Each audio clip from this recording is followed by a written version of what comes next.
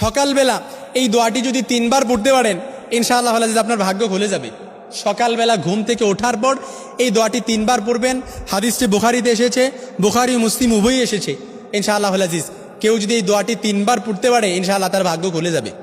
কত ডিপ্রেশনে আছেন, দুশ্চিন্তায় আছেন, পেরেশানিতে আছেন, হয়তো আপনি ভাবতেছেন যে হুজুর চাকরির ব্যবস্থা হচ্ছে না, জবের ব্যবস্থা হচ্ছে না, একটু যদি ব্যবস্থা হইতো, হুজুর মামলা মোকদ্দমায় জড়িয়ে পড়ছি, এই মামলা মোকদ্দমায় থেকে যদি আমি খালাস পেয়ে যেতে পারতাম, হুজুর আমার এটা যদি হয়ে যেতে পারতো, বিদেশ থেকে অনেক দিন ধরে ভিসা পাচ্ছি না, বিদেশে যেতে পারতেছি না, যদি কোনোভাবে ভিসা পেয়ে যেতাম, হুজুর চাকরিতে এটা ডেভেলপ করতে পারতেছি না, এটা যদি করতে পারতাম।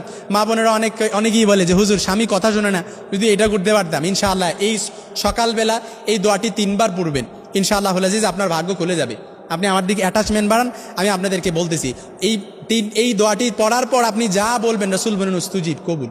যা বলবেন তাই কবুল। আপনি বলছেন আল্লাহ পেরেশানিতে আছি, পেরেশানি দূর করে দেন, উস্তুজিব, কবুল।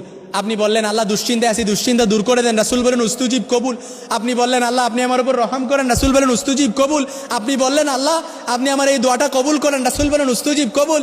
আপনি বললেন আল্লাহ খুব বিপদে আছি, মামলা মোকদ্দমায় জড়িয়ে পড়ছি, আল্লাহ একটু আপনি আমাকে মুক্ত করেন, রাসূল বলেন উস্তুজিব, কবুল। আপনি বলেন আল্লাহ খুব বড় বিপদে আছি, এই বিপদ থেকে আপনি আমাকে দূর করেন, রাসূল বলেন উস্তুজিব, কবুল। আর আপনার যত দোয়া আছে সব দোয়াগুলো যদি আপনার আল্লাহ তাআলা কবুল করে নেয় তখন তো আপনার ভাগ্য এমনিতেই খুলে যাবে ইনশাআল্লাহ। এই জন্য এই সকালবেলা এই দোয়াটি 3 বার পড়বেন। আল্লাহ রাসূল সাল্লাল্লাহু আলাইহি সাল্লাম দোয়াটি একেবারে সহজ। নবী সাল্লাল্লাহু আলাইহি সাল্লাম বলেন কেউ যদি সকালবেলা উঠে এই দোয়াটি 3 বার পড়ে, লা ইলাহা ইল্লাল্লাহু ওয়াহদাহু লা শারীকা লা লাহুল মুলকু ওয়া লাহুল হামদু ওয়া হুয়া আলা কুল্লি শাইইন কাদির, সুবহানাল্লাহি ওয়াল হামদুলিল্লাহি ওয়া লা ইলাহা ইল্লাল্লাহু ওয়াল্লাহু আকবার ওয়া লা হাওলা ওয়া লা কুওয়াতা ইল্লা বিল্লাহ। দোয়াটা কিন্তু একেবারে সহজ, শব্দগুলো একেবারে সহজ, যদিও দোয়াটা একটু বড়, কিন্তু আমি আবারও বলতেছি আপনারা একটু আমার দিক অ্যাটাচমেন্ট বাড়ান। সুবহান লা ইলাহা ইল্লাল্লাহু ওয়াহদাহু লা শারীকা লা লাহুল মুলকু ওয়া লাহুল হামদু ওয়া হুয়া আলা কুল্লি শাইইন কাদির, সুবহানাল্লাহি ওয়াল হামদুলিল্লাহি ওয়া লা ইলাহা ইল্লাল্লাহু ওয়াল্লাহু আকবার ওয়া লা হাওলা ওয়া লা কুওয়াতা ইল্লা বিল্লাহ। এই দোয়াটা পড়ে আপনি বললেন আল্লাহ আপনি আমাকে মাফ করে দেন, রাসূল বলেন উস্তুজিব, কবুল। আপনি বললেন আল্লাহ বিপদে আছি, বিপদ দূর করে দেন, রাসূল বলেন উস্তুজিব, কবুল।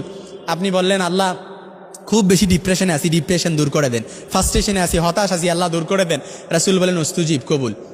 আপনি বললেন আল্লাহ এই মামলা মোকদ্দমায় জড়িয়ে আছি, আল্লাহ মুক্ত করে দেন, রাসূল বলেন উস্তুজিব, কবুল। অর্থাৎ আপনি বাংলাতেও বলতে পারেন কিংবা আপনি আরবিতে বললেন আল্লাহুম্মা গফিরলি, আয় আল্লাহ আপনি আমাকে ক্ষমা করে দেন, রাসূল বলেন উস্তুজিব, কবুল। আপনি বললেন ওয়ারযুকনি, আল্লাহ আপনি আমাকে রিজিকের ব্যবস্থা করেন, রাসূল বলেন উস্তুজিব, কবুল।